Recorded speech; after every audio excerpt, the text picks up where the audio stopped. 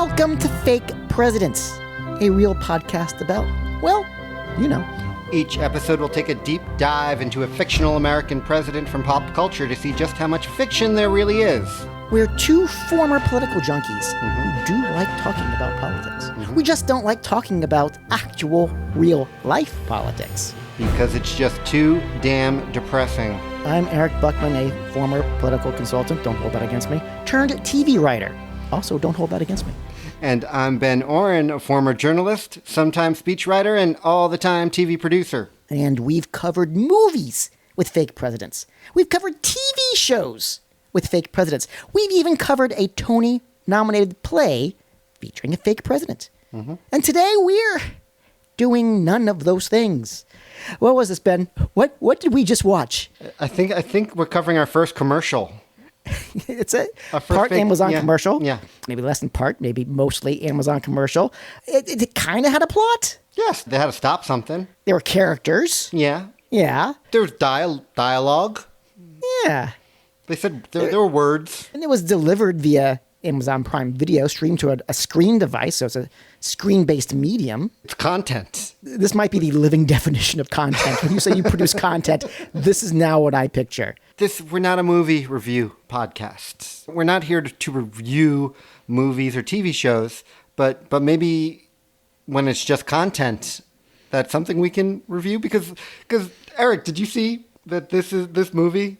It has received a zero fresh rating on Rotten Tomatoes. We haven't even said what it is yet, what movie we're doing. Yeah, we did War of the Worlds 2025. Not to be confused with, say, the Orson Welles dramatic radio interpretation of H.G. Wells's original novel. You know, it's Telemic? Is that a word? Yeah. Anything can be words nowadays. H.G. Wells's original genre-defining sci-fi novel from the 1800s about an alien invasion. Not our first alien invasion movie we've covered. No. But so it's not that. It's not Pixels wasn't based on it. No, Pixels was not. But yeah, what I'm saying is this story has been retold plenty of times. This is Steven Spielberg. Steven Spielberg did one. There was a 1950s big budget Hollywood version, or big budget for the day. There's still a beautiful rendition of this story. Orson Welles. The radio drama. Did the radio drama. So if I'm just a guy, a person, a human, thinking like, what should I adapt? What should I tackle that there's room for me to give like a super fresh take that people need? Thinking that two of the greatest creatives ever in the business of entertainment, Orson Welles, Steven Spielberg, tackled this, and both did great jobs with it. We still talk about those works today. Neither have a fake president, hence us not covering them. Obviously.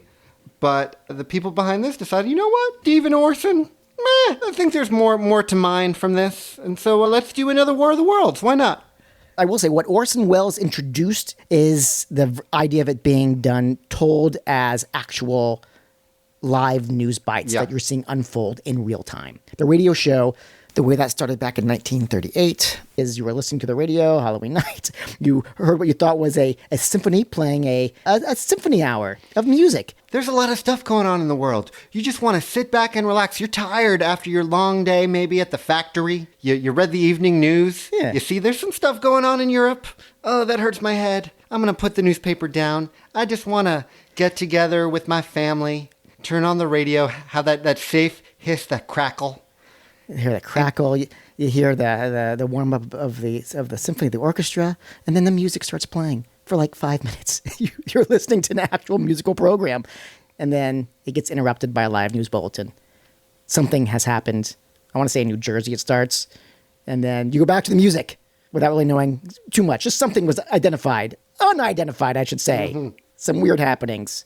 And then progressively, as the show goes on, each interruption introduces a new sci-fi element to the point where you eventually get to live reports of an actual full-on alien invasion.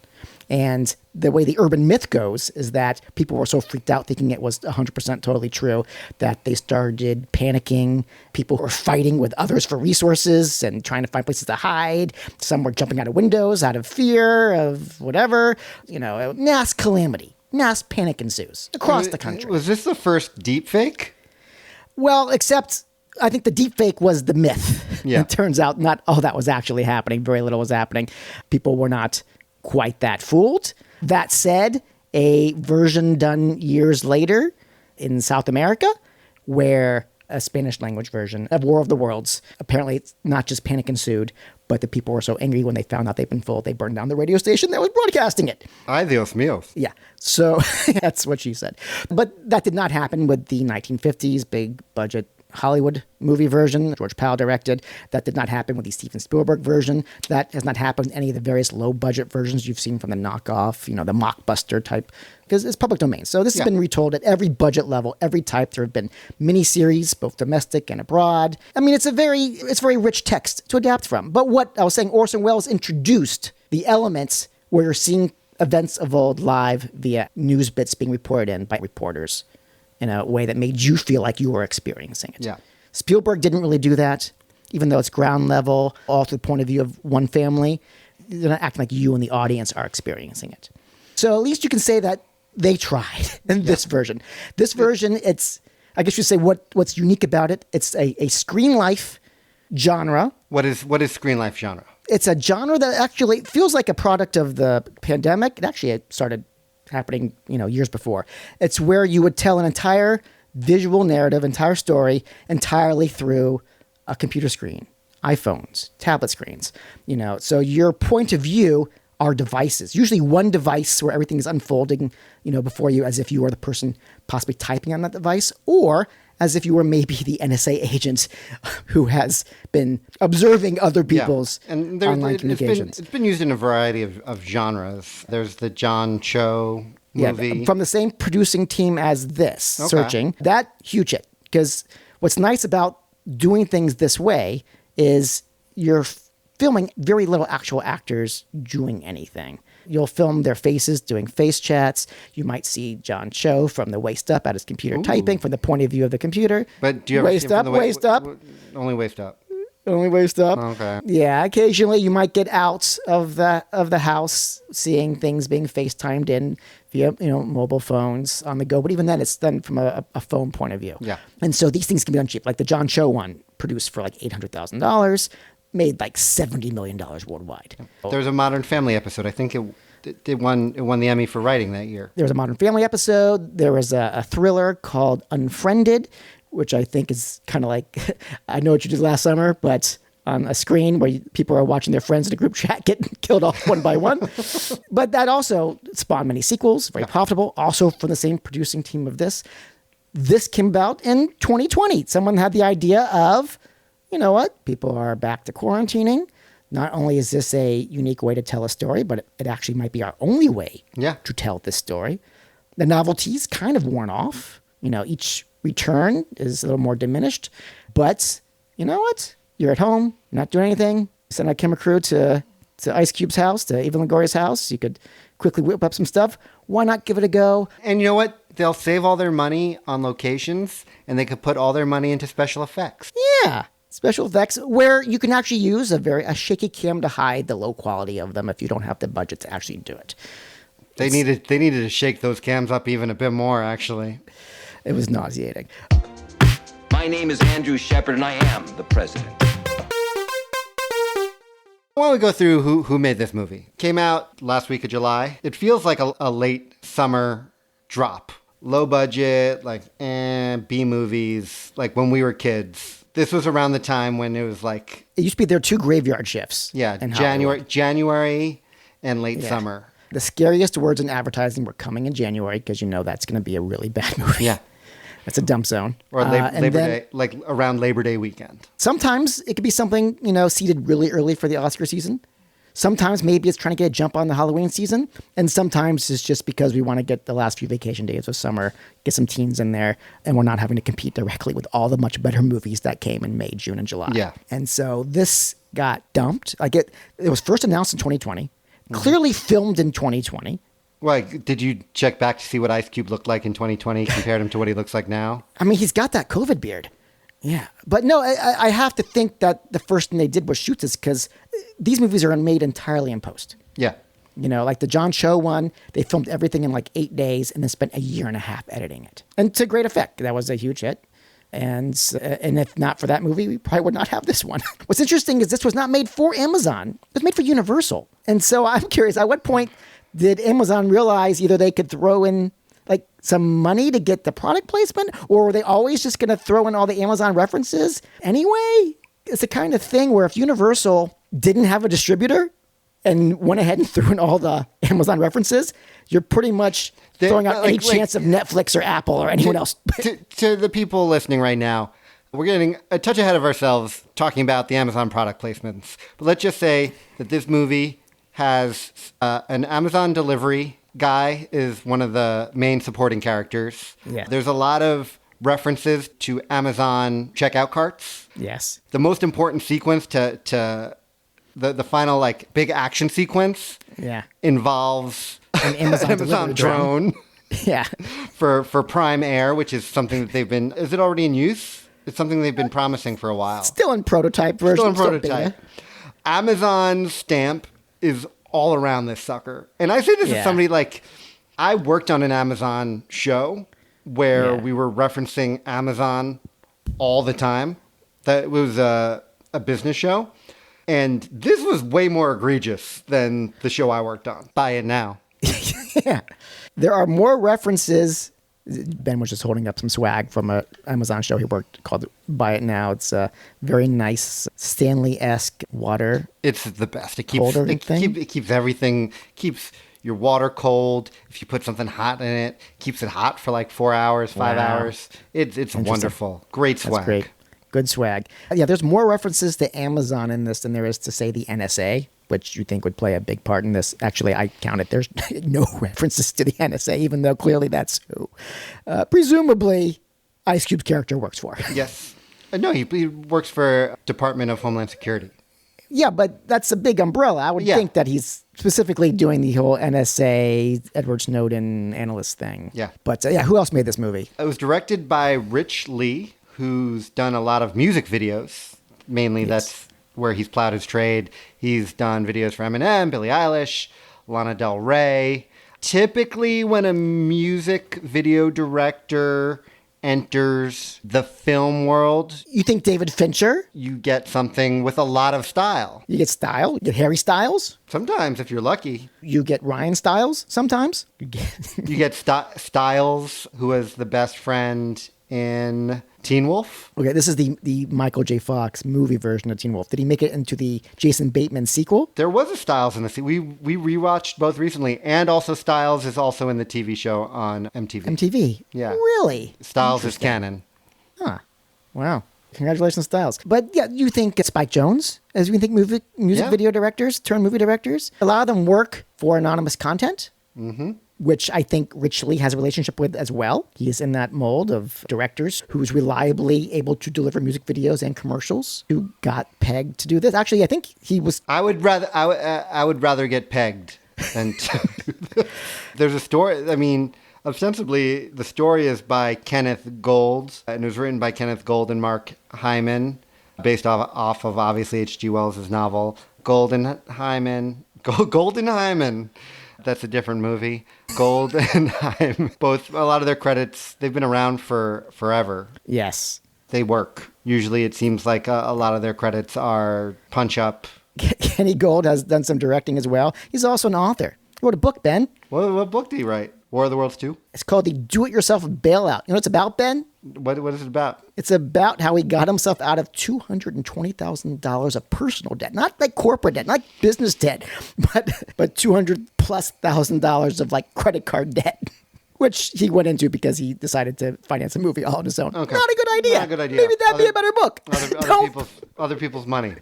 Play about it. Anyway, that's Kenny Gold, Mark Hyman, directed by Rich Lee. Starring, we mentioned, Ice Cube. Yeah, Ice Cube is our lead in this movie. He plays Department of Homeland Security analyst Will Radford. Cube we've seen already on this podcast in the sequel to Triple X. Mm-hmm. He's been in Ride Along. He was in the Are We There Yet series. He was a character. There was a character based on him in the movie Straight Outta Compton. I don't know if you knew that. Played by? Ice Cube Jr. Yeah, Ice Cube squared. His son, O'Shea. There's some good names in this movie. Eva Longoria, plays a NASA scientist named Sandra Salas. Eva Longoria, she's been in Desperate Housewives. Now she's the go-to whenever they want to do a Spanish language version of an American format. They're like, Tucci went to Italy. Eva, you're going to Mexico. They're like, the Ryans bought a soccer team in Scotland or Ireland or Wales or somewhere over there. Eva Longoria, you're going to buy a football team in Mexico. So that's a good thing to be a go-to person for. Clark Gregg is in this as HSA director David Briggs. We had just seen him in G20, where he played the vice president. That is correct. We've seen him in that episode for G20. We also say that we saw him in the Marvel universe.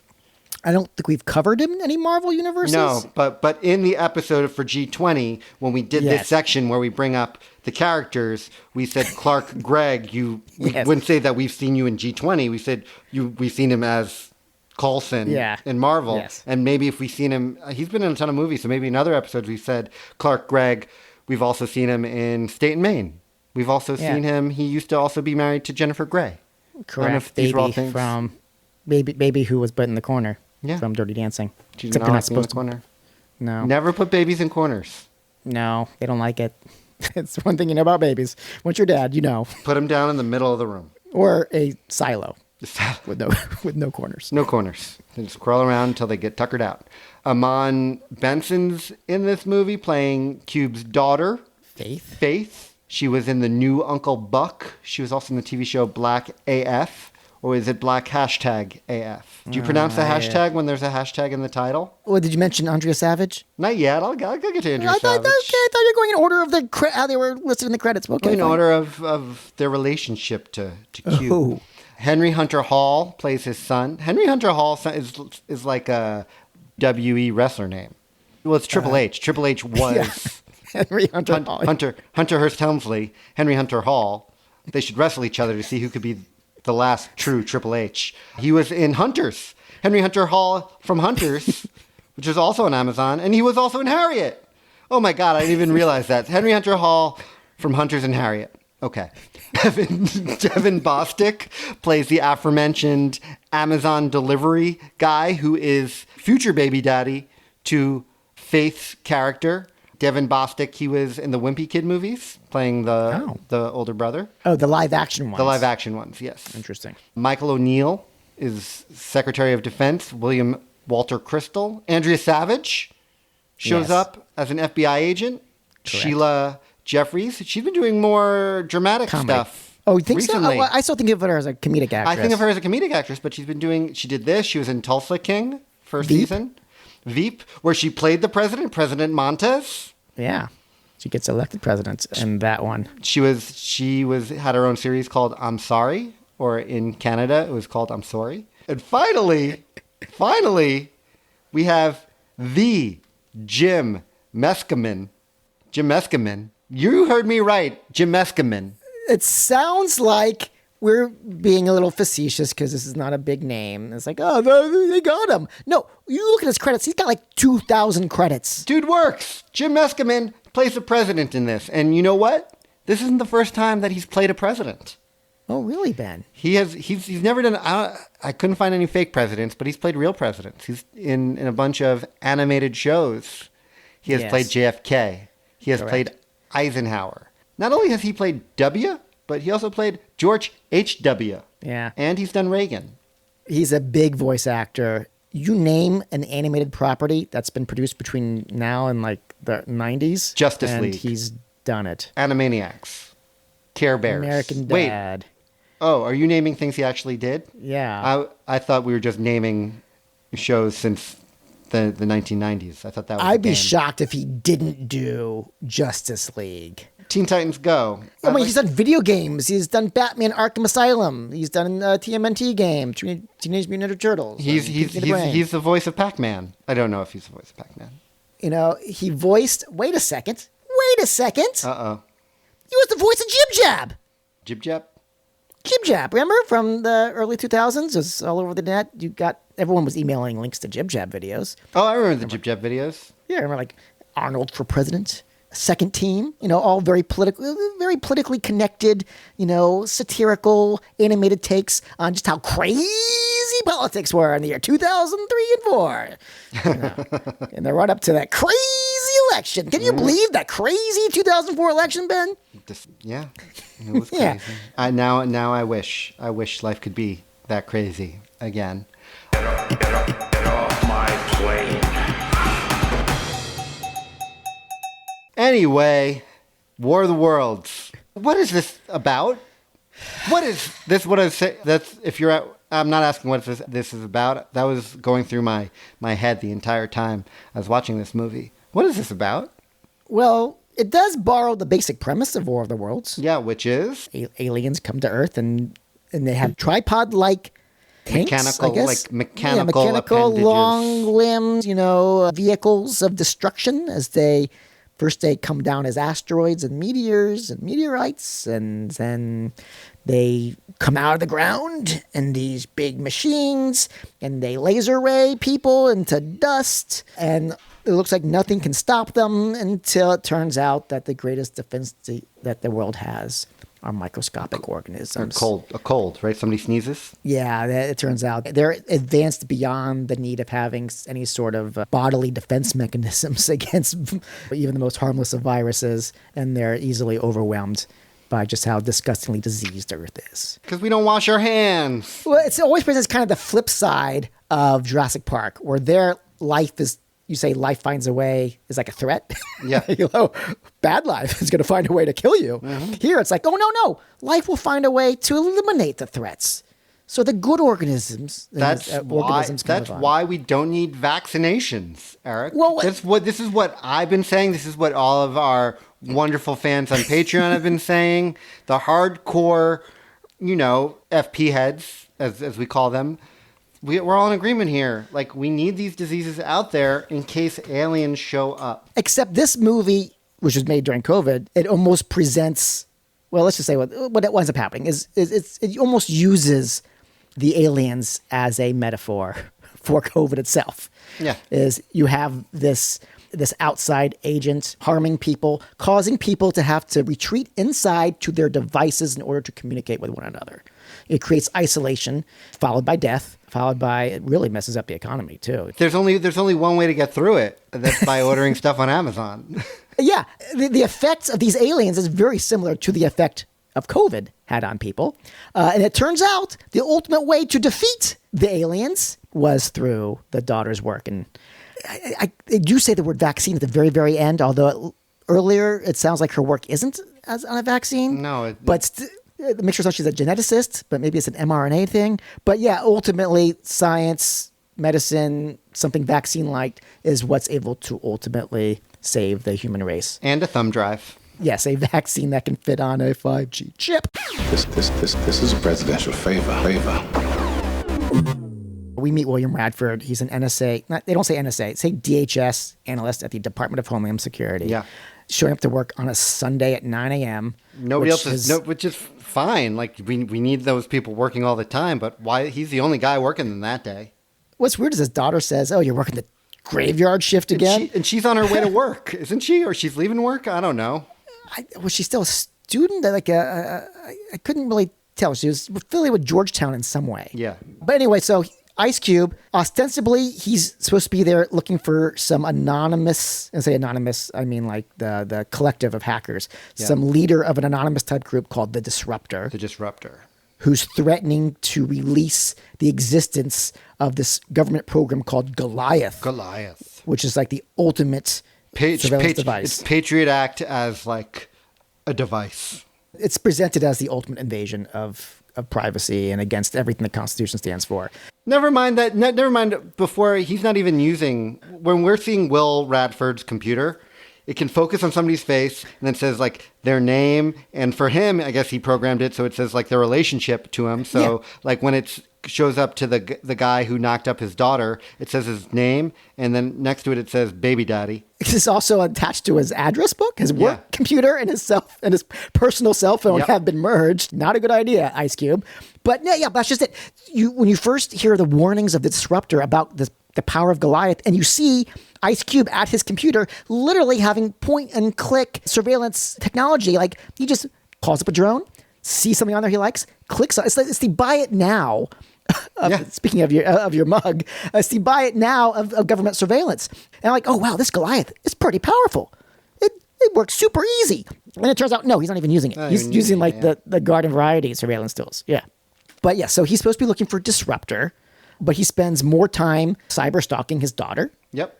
And his daughter's boyfriend. Yep. And the big first act reveal, Ben, the thing that's really driving the emotional angst of the Ice Cube character is when he discovers his daughter's having a baby shower that he wasn't invited to. No. He can listen in conversations. He listens into their texts. But then 15 minutes into the movie, he's talking to Eva Longoria. Eva Longoria finally mentions that. I'm sorry to take one step back. Oh. Through all this, his deep emotional wound is that his wife died 4 years ago, and there was nothing that he could do to stop it. She died of, I assume, of cancer or something like that. And so, in my mind, COVID. But it was kind of was presented like one of those early COVID deaths. Yeah. In fact, that was my thought that they're trying to say, and that's why she was studying to find a cure for what killed the mom. Yeah. So dead mom, dead wife, live kids. Yay. Next generation on the way. Faith is pregnant, late in the pregnancy, enough where that's a one big baby bump. So bumpy that she's on the verge of delivery. They never played that moment. No, water was never going to break. And then finally, as he's surveilling people trying to find the Disruptor, he gets a call from Eva Longoria, who works at NASA. It's like, hey, my satellites are showing weird weather patterns. You know, what are her satellites doing? Actually, the opposite. No. Her satellites are down. For the past 2 days. Yeah. So his satellites aren't. Because obviously he's doing a lot of satellite surveillance. Yeah. And so she's asking for his help. Please tell me what you know about these weather patterns. And he's like, hey, I watch people, not weather. That's the exact line. I watch people, not weather. Yeah, I watched the movie. Good line, maybe. I gotta say, look, Ice Cube did a great job. This is not against him. He did the best job that he could being Ice Cube in this role. That said, there is a non-zero chance he didn't even realize he was in a movie. I'm just saying he might have been Bowfingered. We secretly follow him around with a camera. We have our actors walk up to him and say their lines. And he's in our movie. And we don't have to pay him. You know, this everything about this movie. I would love to, I mean, this, obviously they went to like 10 or 15 actors before they landed on him. They obviously went to Will Smith first. Yeah.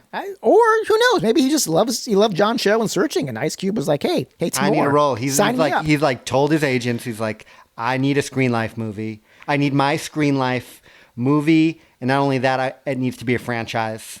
Do whatever you need to do. The day you do that for me, representation, will be a very good day. How?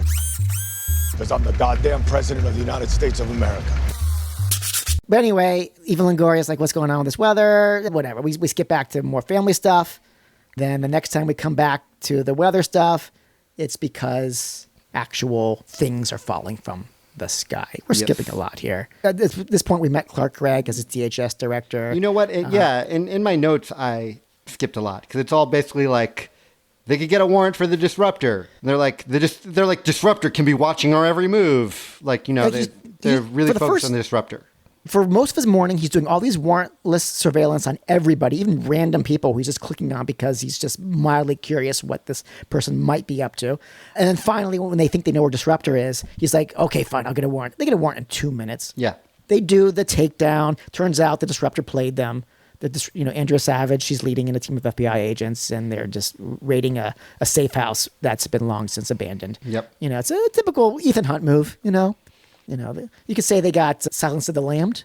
They got You go to one place, or you go to one place thinking that's where the bad guy is, but no, you're knocking on the wrong door. The bad guy is really somewhere else. But yeah, all that's going on. I think it's during that. Yes, that's when start to fall from the sky. Yeah, stuff starts crashing from the sky.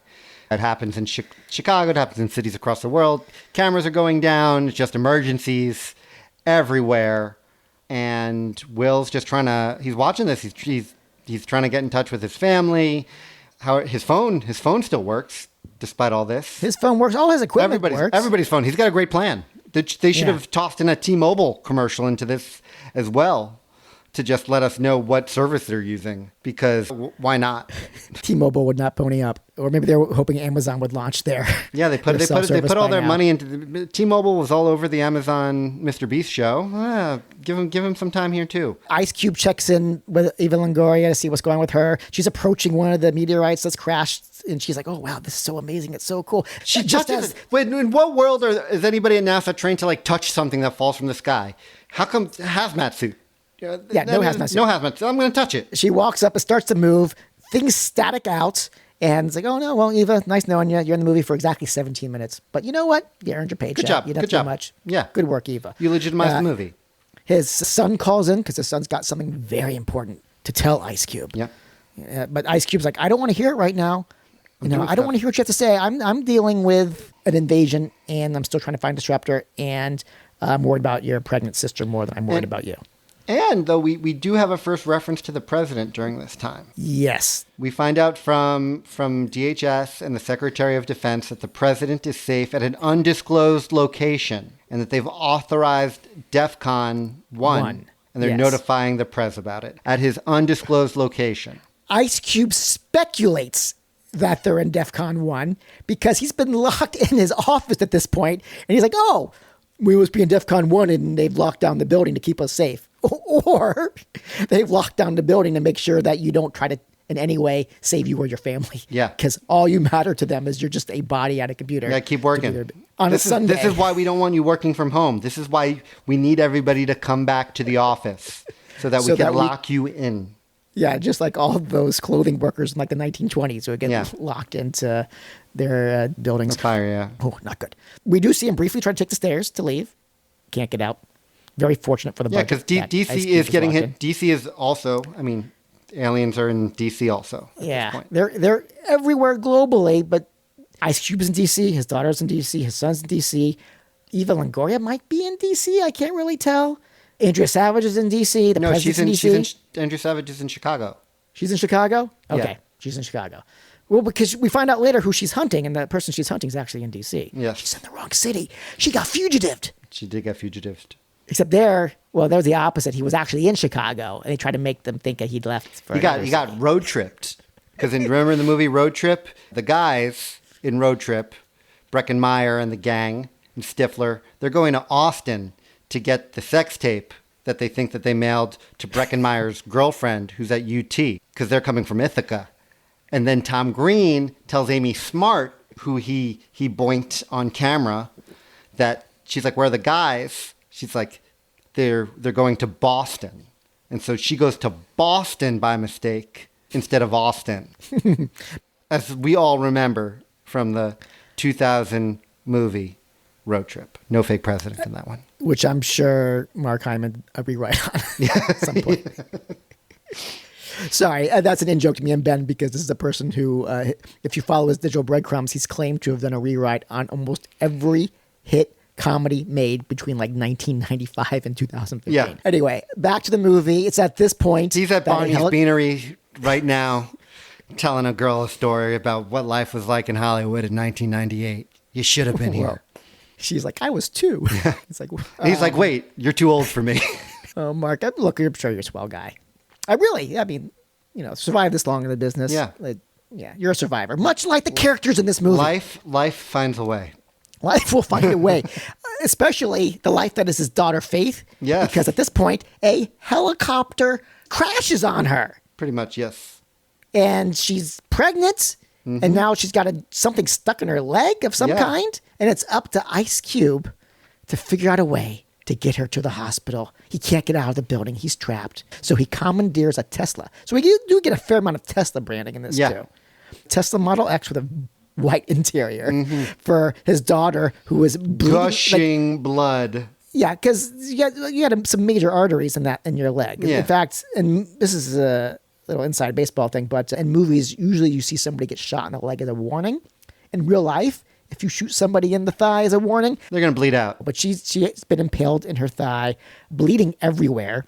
But yeah, he's able to basically steal a car using his computer. He commandeers the Tesla into autopilot, full self-driving technically. Yeah. Autopilot, as we all know, is just cruise control, and then has the vehicle drive itself to the hospital amidst the alien invasion that's still ongoing. The streets are relatively clear, which is interesting. I guess people didn't have time to crowd up the roads with their cars. And also he's able to, he reaches out to the baby daddy because he still has great service from T-Mobile. He tells her that Faith is losing blood. You get your skinny ass over there now. Faith is losing blood, and you get your skinny ass over there now. So he tries to coordinate the boyfriend to get to the daughter. But here's the thing, though. This boyfriend, he's pretty self-sufficient. Well, he is an Amazon delivery driver, so obviously he has a lot of amazing skills. That he's an ace driver. 1, 2, he can multitask. 3, he has a wonderful personality. He's got all the tools for just the right moment. He's got duct tape to seal her wound. Yes, to seal her wound. Yeah, because he does eventually get directed to the hospital thanks to Ice Cube to save her just in time. But empty hospital, by the way. By the way, the tape Amazon uses for their boxes, very easy to rip. This is special tape. Yeah. It's like, he's got the drones. If you need a USB flash drive, I got a USB flash drive. No problem. He's got everything. After this, we come back to the president. We find out that the president is being briefed on the joint attack by the world against the aliens that's being planned, an intergalactic, inter-country alliance. Yes. Yeah, there's various Zooms that are going on. One of them first tasks Ice Cube with being the sole person responsible for putting together the brief on the invasion that the president has to do to make the ultimate decision on how to retaliate. Yeah. So it's very Jack Ryan analyst type stuff. So Will briefs the president on the aliens. And as we remember, we were told the president is at an undisclosed location. Yes. The location he's at, though, looks suspiciously like the Oval Office. And that he's not at an undisclosed location. He's sitting in the middle of the Oval Office. It's the same background, unless he has some filter. Yeah. And like this, and the Secretary of Defense guy, he's like in a park. A golf course? He's smoking a cigar, I think. I think he's at... Oh, yeah. You do see a golf cart at one point behind him. Yeah. Yeah. He's full like a Dick Cheney, Donald Rumsfeld type of dude. But so still Cube comes through with everything. He lets them know we're seeing a full attack on our infrastructure, on power grids, on water, communication, and top-level military targets. Although, as far as communication goes, with Will's T-Mobile plan, he's having no problems communicating with anybody. I don't know who else. I mean, if there's a disaster, it is impossible to use your cell phone. Also, in the middle of this, we find out Eva is still alive, and we get our second fake out of her death. Yeah. She encounters tiny aliens that are inappropriate. They seemingly attack her. They say that they're in her clothes. Yeah, and then her cell phone signal gets cut out again. Yeah. So this is time number 2 that we think that she's bit the dust. Lord knows what those little alien mites are doing to her. But the president does tell Cube that this plan is humanity's last stand. I see no other option but to initiate this War of the Worlds to save us all. This plan is humanity's last chance. I see no other option to initiate this War of the Worlds to save us all. He gets to say the line. This is like all the countries working together. So even if the U.S. doesn't want to participate, whatever. Like it's kind of weird. Plus he folds pretty quickly. He's like, this is our last chance.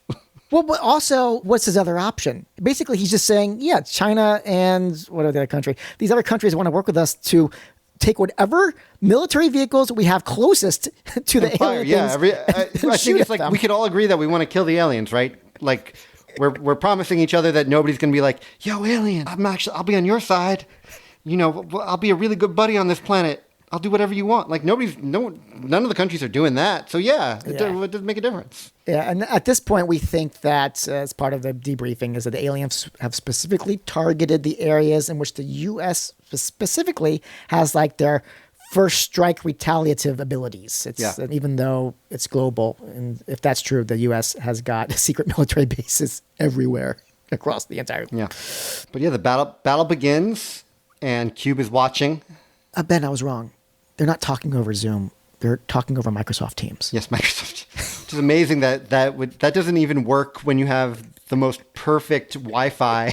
Well, it's Amazon. Why aren't they using Amazon Chime? Oh, good. Even Chime? Even them, they were like, nobody's going to believe this. Somebody in marketing is like, maybe they should use Amazon Chime. And they're like, I think people are only able to suspend so much disbelief. We also do find out what the aliens are really after at this point. Information. Data. It turns out his brief was wrong. They weren't targeting places to inhibit a retaliatory strike. They're just hungry. They were targeting data centers, specifically data centers that are connected to Goliath. And how do we see this in action? How do we see them sucking up data? He goes to his wife's memorialized Facebook page and listens to her last message she sent to him via Facebook Messenger. Yeah. Remember to take out the trash today and be nice to the Facebook Messenger, by the way, one of the last messages, don't forget to take out the trash. If my wife reminded me to do something with Facebook Messenger, I'd never get the message. No. The trash would still be there. Yeah. Yeah. But yeah, all of this stuff is deleting. Your memories are deleting. Live before him, he sees Facebook get sucked into the aliens' data repository. Yeah. There's other things going on in the background in the story at this point. There's like little things. Well, first, the people fight back. Things are looking okay. Cube's excited. He gets the great line that would seem to have been written in a 1997 action movie. Take your intergalactic asses back home. Take your intergalactic asses back home. Back home. Have we mentioned who Disruptor thing is? The Disruptor's his son. Let's just get that out of the way. Disruptor is his son. Disruptor turns out to be his son, and the son's who helps him figure out that the aliens are targeting data and that this Goliath device has so much data that's actually what awakened the intelligence in space to come to Earth and take it. It's like in cartoons when like something smells good and you see like it waft through the air. This smell of data wafted through the galaxy and brought them over.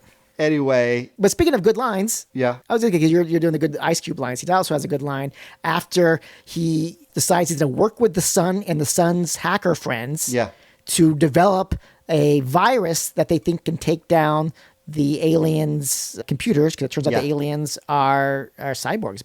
Not like humanoid cyborgs, but they're like... They're blood. They're biologic as well as... technical. Cyber. Yeah. So they think they can take down the technical side of them with the virus, the computer side. They work together, except the intelligence, the super intelligence, the aliens, it learns. Yep. And then it starts to strike back at the son's friends and starts killing them, basically. Yeah. And it blows up Ice Cube's house. To which Ice Cube... Oh, man. What does he say? Oh, let me go down to that. I don't have alien invasion insurance. Yeah. I don't have alien invasion insurance. But throughout all there's weird things going on. Like we see news stories throughout. That's kind of like the connective tissue that moves time along. Yeah. And so we see news that like all planes, FAA grounds all planes. And you're like, why didn't this happen yet? We're a couple of hours into aliens arriving on Earth. Are still falling from the sky. Still falling from the sky like meteor. It's like a giant meteor shower throughout the entire Earth. Well, also, all of NASA's satellites have been out of order for days now. Yeah, that probably itself would have shut down a number of major transportation systems in the world. But anyway, we find out the sun is the disruptor. We find out that Goliath is what really attracted everybody. We find out that Briggs, Clark Gregg's character, head of Homeland Security, launched Goliath despite knowing that this would attract aliens because the U.S. government's been aware of aliens for almost 100 years. These specific aliens who want to eat data. Who want data. Which is crazy because that means that they had to get a heads up on what data was 100 years ago. Yeah. And so, around Roswell time, it's not earlier, they could have said, you know what? We should store our memories in a different way than this way, since we know there are aliens out there who will come looking for us if we ever develop this technology. And they do it anyway. Yeah, Clark, right there, there's a moment where you hear a fight he's having with like a general, or is it the Secret Defense guy? We do not allow you to do this. You're not going to do it. It's too risky, Briggs. Shut it down now. With all due respect, General, Goliath will be activated whether you like it or not. It's the greatest surveillance system the world has ever seen. They will come for it. It'll be a full invasion, damn it. Invasion? We now have the ability to predict every person's thoughts and movements. It's total control. So Briggs went rogue. It's not a government conspiracy. It's not like this is something the government is doing. It's something Clark Gregg specifically is doing. Yeah, because Goliath is the greatest surveillance system ever. Which we never really see in action. No, it predicts everybody's thoughts and movements, pretty much. Yeah. Didn't predict this. No. And then Cube confronts him on it. He goes, "You rang a dinner bell that attracted the whole galaxy." He's good. When you turned on Goliath, you rang a dinner bell that traveled throughout the whole galaxy. You risked all of our lives just to spy on people's Amazon carts. You risked all our lives just to go on people's Amazon carts. Anyway, the computer virus does not kill. It's not like in the ID4 where they use the computer virus to bring down the shields of the bad guys. Here, it does not bring down anything. Nothing. We need a virus. They need a virus that can also not just attack its technical side, but also attack the aliens' biological side.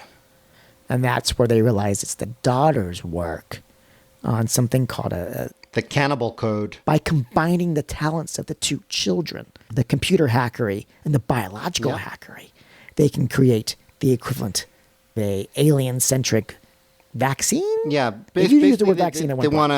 They're creating this. They need to get it into Goliath. And they need to get it into Goliath before the U.S. government decimates D.C. because they want to essentially bury Goliath underground to prevent the aliens from getting it. And so there are B-52s on its way, ready to take out essentially a 5-mile swath of D.C. Yeah. Fortunately for Ice Cube, Goliath is in the same building he's in. Yeah. All he needs is to get the thumb drive. He's any thumb drive to insert into one of the Goliath computers. And she can't upload it from outside. It needs to be done manually via the thumb drive. But he needs to get the thumb drive. That's right. How's he going to get the thumb drive? He works in the Department of Homeland Security, Ben. They have thumb drives everywhere. They don't. But you know who does have a thumb drive? Amazon. It's on his wish list. Well, yes. Okay, so he needs a thumb drive.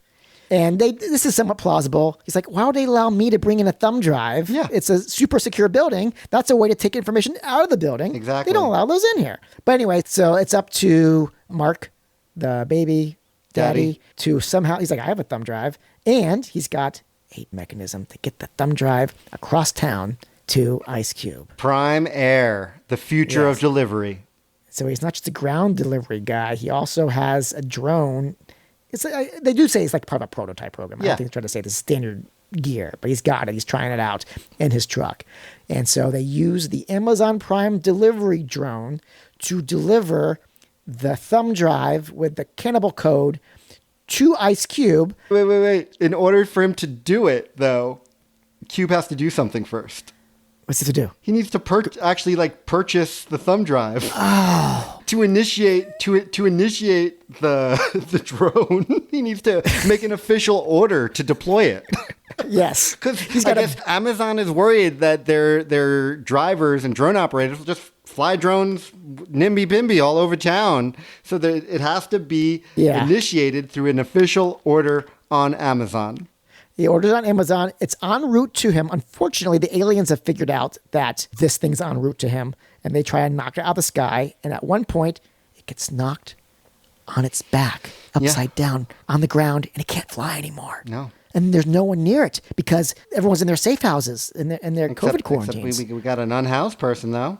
It's a person in a tent. Okay, I would call that an unhoused person. Person in a tent living possibly under a freeway overpass. Yeah, and they're able to find out his phone using the technology that Cube has. Not Goliath, using just the run-of-the-mill, over-the-counter stuff. They're able to violate his privacy using run-of-the-mill technology that they already have. They call him up, and they're like, dude, to save the planet, you just have to flip over that drone so it can fly away. And this dude says, hell nah. There are aliens everywhere. I'll be safer in my tent 100 feet away. And how do they entice him to help them out, Ben? A little thing called $1,000 Amazon gift card. So forget, a minute ago, he was worried about the end of civilization and surviving the alien attack. Correct. But at the same time, 1,000 Amazon bucks, that's better than gold. You can use it for anything. And it will last forever. Even though they've already established that the banks have already been wiped out. Yes. Money does not exist anymore. Money does not exist at this point. But that gift card. Yeah. And the guy does it. And the drone flies up in the air. And during this point, the drone's battery is about to die. They must have had conversations with corporate over this stuff. Whenever there was yeah. anything where Amazon wasn't like 100% the hero, Yeah. there were some people who were like, we can't show an Amazon drone losing power. What are people going to think? We can't do anyway. No, but it's like how if you want to use an Apple product in anything, not just on an Apple TV show, but any TV show, you could either buy it yourself, fine. But if you want Apple to give you one for free, which they'll do, all they ask in return is don't show it cracked. Yeah. Also, it can't be used to commit a crime. Oh. Yeah. Boo. So basically a good guy has to use it. Or neutral guy. Neutral guy. Well, I'm not doing a bad thing. So, but Cube during this time is making his way towards the area where he'll intercept the drone. At this point, aliens are already kind of like attacking the building. At one point, he's grabbed by one of their limbs or something. Yeah. And he delivers another banger of a line. He goes, "Move, bitch, get out the way." which I found that line, Eric, rather ludicrous. Get out the way! I don't know anything about music, but I get that. That's because it's a ludicrous song. Anyway, so Cube is struggling against terrible CGI. He gets the thumb drive and he's trying to get into Goliath. And so he does finally make it in the most dramatic USB insertion shot ever. Yep. He gets it in just in time for the alien to suck up the corrupted data with the cannibal code. And they all start to die, just like you do in every version of the War of the Worlds. They just die. Yeah. Yep. And along the way, too, we also got to see Ice Cube fully join the Disruptor Collective and even portray himself as the lead disruptor as he's exposing Clark Gregg for having unleashed Goliath onto the world and inviting the aliens here. We get a lot of tweets and news articles with positive coverage, except the people they choose to show saying the most positive things. Crazy. I had to go so far away from my microphone when I just said crazy because I would blow everybody's ears out. So throughout this, we get an epilogue where we find out everybody's doing okay. That Eva Longoria has become the head of NASA. Yeah. And we find out Briggs has been arrested for conspiracy to violate the First and Fourth Amendments. And who is that post from, Eric? Tucker Carlson. Tucker fucking Carlson. He's cheering them on. He's all in favor of taking down the head of the DHS, Clark Gregg. Deep fucking state. Tucker Carlson. Massive boner about it. And then we get more articles about how specifically it was Ice Cube's family that was behind everything. Yeah. And they are hailed as heroes by Joe Rogan. By Joe Rogan. We do also get a follow-up scene with the president, although not with him personally. Not with the president, with the SecDef. Yeah, they want Cube to now head up a new non-invasive surveillance program. Yeah, to pioneer a new data collecting protocol that doesn't invade people's personal privacy. So it's opt-in. Yes. He says, Sorry, sir, but not for me. There's more important things to do than to worry about what's in people's Amazon cart. I don't understand. I'm done watching us. From now on, I'm watching you guys. It's Cube's turn to watch the Watchers. And then we get the slowest credits end crawl ever. They needed to make it to a certain time, maybe. I don't know. How dare you come into this office and bark at me like some little junkyard dog? I am the President of the United States. Okay, well, that's the movie. It's more, you know what? This movie was more fun to talk about than to watch. It's more fun realizing that we had a shared hallucination, that just wasn't just a fever dream of one of us, that all of us experienced it and experienced it the same way. So what do we know about Meskimon's president? Well, he's credited just as POTUS. They named everybody. That's a weird thing. Everybody got a name in this movie. Okay, but he's an old white guy, maybe early 60s. Yeah. I mean, they probably, when this thing started rolling, camera started rolling, they probably knew who the president was going to be at that point.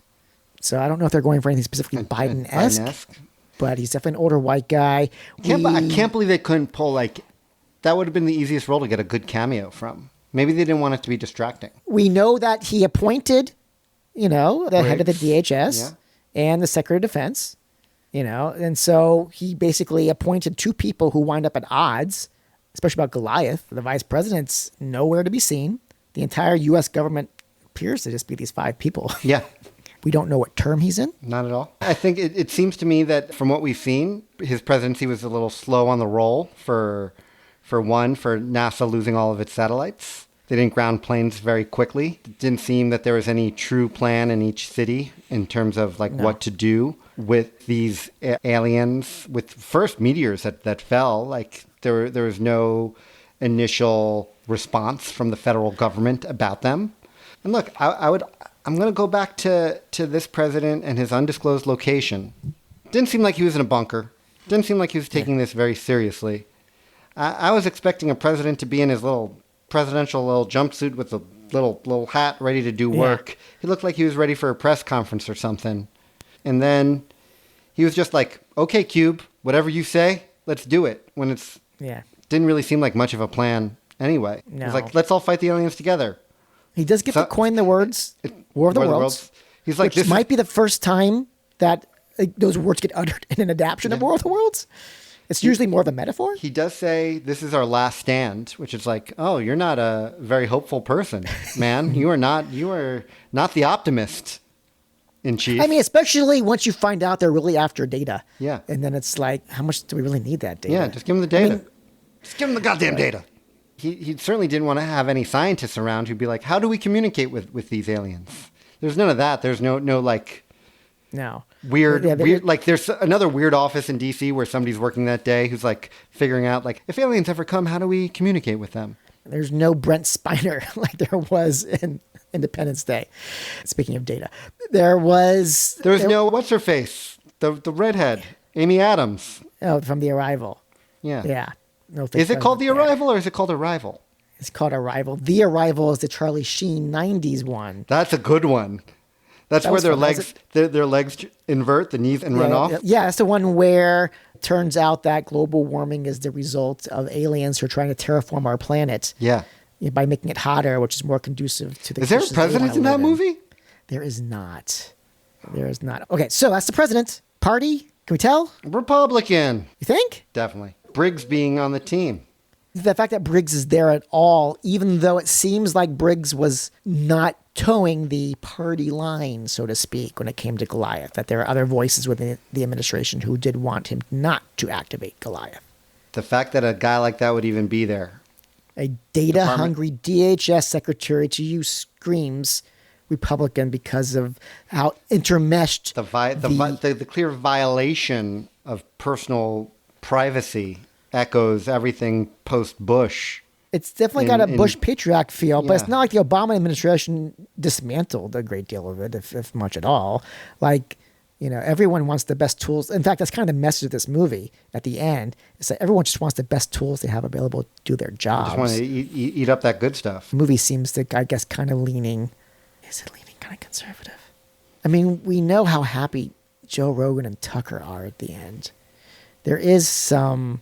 I was going to say it's kind of coded somewhat right-wingish in terms of the media impressions of the positive press on the administration. Yeah. Okay, let's go Republican. Nice. What does it say? Do we say what does this say about the year 2025, the year it was released, Ben? Yes. It says it was made in the year 2020 with a long post, a lot of shelf time. A lot of input from people who might not necessarily be movie people. Yes. Definitely corporate input from Amazon on this one. Like, is this the last real piece of, like, COVID pop culture? Or something that's really made, like, something that should have been released by the end of 2020 or early 2021 that just got held over? It does feel like they did miss the delivery window, and this one was delivered about 2 years too late. 3 years too late. 4 years. 4 years too late. Motherfucker, I'm not asking if you're interested. I'm the president of the United fucking States, man. Legacy and approval ratings. I mean, because of the infrastructure of America being pretty much wiped out, I don't know what kind of approval rate, how they're even going to gauge approval ratings in this world immediately. We know cell phones still work. Everyone wants to get their text. If you're in T-Mobile, that's it. Or Starlink, if you have Starlink. Yes. I know that stayed. I think the president, I don't even know if it's framed that this rogue Homeland Security agent saved the day after he was fired, after even though the president say, I didn't know what was going on. I don't want to hear that from my president. Yeah. I think this dude's in the 20s. I don't think if he's a first-term guy, he does not get a second term whenever they do have elections again. He might have won the War of the Worlds, but I think he's going to lose the war of public opinion at home. He should be toast. I think in the eyes of the filmmakers, the president survived this and is a potential, like he's the kind of person who will stay in office for a sequel to then call up Cuba again and be like, hey, we need you one more time. That said, if we take a step back and just look at the reality of what's going on here, this guy he's gone. There's no way this doesn't fall back on him. And as far as what I think of him as a president, doesn't get a high approval rating from me. He doesn't come in with any ideas. I mean, I like people who listen. He doesn't come across as overly tough or gruff or angry. Why didn't I hear about any of this earlier? He's not asking for accountability. He's just like, okay, let's fight the aliens. Okay, great, cool, awesome. Yeah. He's a little bit boring to me, a little milquetoast, not assertive. This is a low-ranking president for me. I think, considering the fact that he was able to coin the expression "War of the Worlds," I think he's the first U.S. president who came from the world of marketing. Oh. I think he was like, was that Donnie Dutch? Who's a guy on was on CNBC for a while. Donnie Douche. Yeah, I think he maybe parlay because he does give Tim Gunn vibes. I think maybe. I mean, at one point he was just like he heard the plan. He's like, make it work. Yeah. Make it work. Maybe he had some credibility and some business element. He gets on reality television, and he's able to parlay that into the White House. But he's always focused foremost on, his image, his look, and the bumper sticker slogans that he can attach to everything he does. Because he is a shrewd political animal in that regard, which is why I think he will survive into the second term. Oh. He will turn this around. And he'll get a name, maybe. He will get a name. He won't just be the POTUS. Yeah. It will go from the War of the Worlds to the War of the Words. Yeah, okay. Fine, okay, I'll go with that. I buy it. Please, let there not be a sequel to this movie. Like, I understand people just watch whatever the fuck is put on TV. Please don't give them any ideas to bring this back.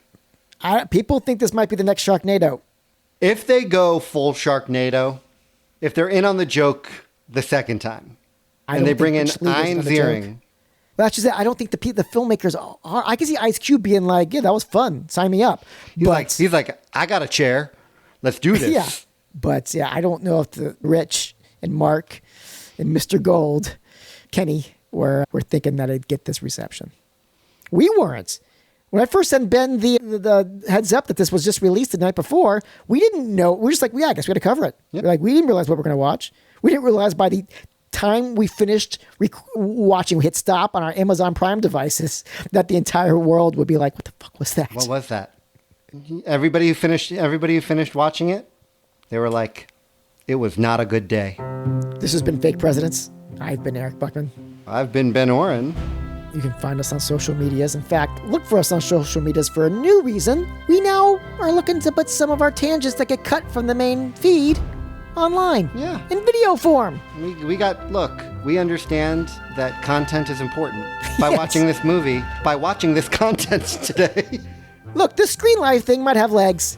So check out what Ben and I see on our screens on your screens.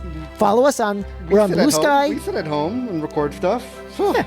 Blue Sky, Instagram, YouTube. Yeah, YouTube. We'll put some YouTube shorts. We're fake presidents or fake _ presidents at any of these places. Maybe TikTok. Maybe I'll convince Ben to sign up for TikTok. We'll talk it, yeah. So find us on social media. We got some new reasons for you to follow us there. Yeah. Our music's by Johnny Sadoff. The artwork's by Ann Hecker. Definitely chime in, because we did not think we'd be returning to the year 2025 so soon. We still want to go back. We didn't think we'd be returning to Amazon so soon. Yeah. That algorithm. I think that this movie was created for us. They've noticed what we've been watching. They're like, we need to create. That's why it looks so cheap and fast. We need to get out something quick for Ben and Eric, because they've really been devouring this fake presidential content. Yeah, they love us. Yeah, I think they credit us with the reason why Heads of State is now their biggest movie ever. 75 million views. Thanks for tuning in. Send us your suggestions for older movies. Yeah. That we can do. Look for us online. We'll look for you online. Let's find each other. We'll find each other. Screen Life. Let's take this Screen Life on screen, but also, remember, life is also part of it. Yeah, real life. Real life. So let's love each other. What did Jerry Springer used to say? What was this? You'd have like two midgets like fighting and fucking in the background, and then at the end of the episode, he'd say like, there's like blood dripping down on the walls behind him. Jerry Springer sign off. Weaves just like hanging from hot lights. There's two things. He would always end with a final thought. Yeah, and then he'd say...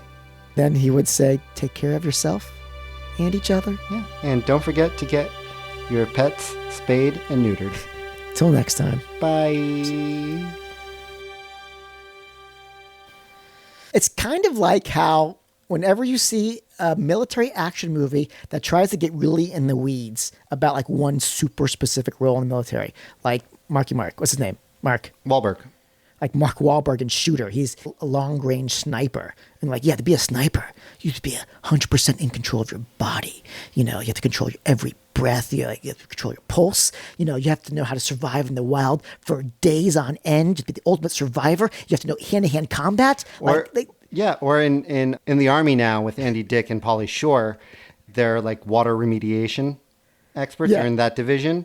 And we learn from the Lori Petty character that the reason she's like this gung-ho Army person, the reason she signed up for this division, because she's like, you can't hide when you're in water remediation. You're the first one to the field. And that's like, oh, yeah, that makes sense. But that's not why Pauly Shore and Andy Dick wanted to get into this part of the Army in 1995's In the Army Now, which I'm sure is still a very funny movie. Never saw that. But like any movie about a pilot, you know, any Tom Cruise movie, there was the one with Owen Wilson where he gets trapped behind enemy lines. I think it was called Behind Enemy Lines. And they always present like, oh yeah, if you're a pilot of, you know, a certain fighter jet, you're the best of the best. Like you could do everything if you're trapped, you know. Yeah. If you're like a teenager in the valley and like you find a Neanderthal and you unfreeze him and you teach him, like in Pauly Shore's Encino Man, to wheeze the juice, like there's the whole thing about that as well. Exactly. But or in Son-in-Law. I like how we're each following completely different tracks here to get to our respective punchlines. I was just trying to say that it's interesting that this movie does that with Amazon Prime drivers. Yeah.